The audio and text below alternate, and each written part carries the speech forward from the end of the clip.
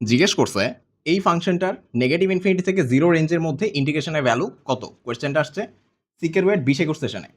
খেয়াল করো তো ভাইয়া, আমার নিচের যে ফাংশনটা আছে 1 + e⁻² এই ফাংশনটাকে যদি আমরা অন্য একটা ফাংশন জেড দিয়ে রিপ্লেস করি তাহলে কি উপরের ফাংশনটা পাওয়া যাবে? না, কারণ এখানে 1 + e⁻² আছে। যদি 1 + e⁻x থাকতো তাহলে এটা হইতো। আচ্ছা, তো আমরা যদি ফাংশনটাকে একটু এভাবে সাজাই, e⁻x dx ডিভাইডেড বাই 1 +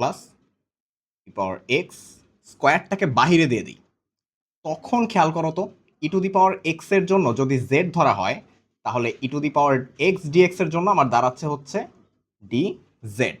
এখন রিপ্লেস করা যাবে। তাহলে আমরা এভাবে বলতে পারি আমার এখানে উপরে আসছে হচ্ছে dz আর নিচে আসছে কি ভাইয়া 1 + z²। কিন্তু যেহেতু আমরা ফাংশনকে রিপ্লেস করে ফেলছি, আমাদের কিন্তু আপার লিমিট আর লোয়ার লিমিটটাও চেঞ্জ হবে। তাহলে যখন 0 ছিল সেটার জন্য e⁻0 ভ্যালু কত আসবে? 1 আপার লিমিট।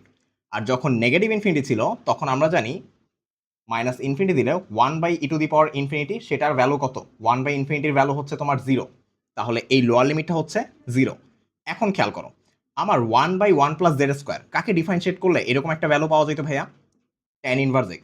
তাহলে এখানে আসবে tan ইনভার্স z, যেখানে আপার লিমিট 1 লোয়ার লিমিট হচ্ছে 0।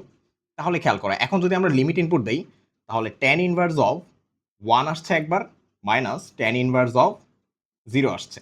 আচ্ছা, তাহলে tan ইনভার্স 1 যেটা সেটার ভ্যালু হচ্ছে ভাইয়া π/4 আর tan ইনভার্স 0 এর ভ্যালু হচ্ছে 0। তাহলে আনসার কত ভাইয়া? π/4, হুইচ ইজ সি।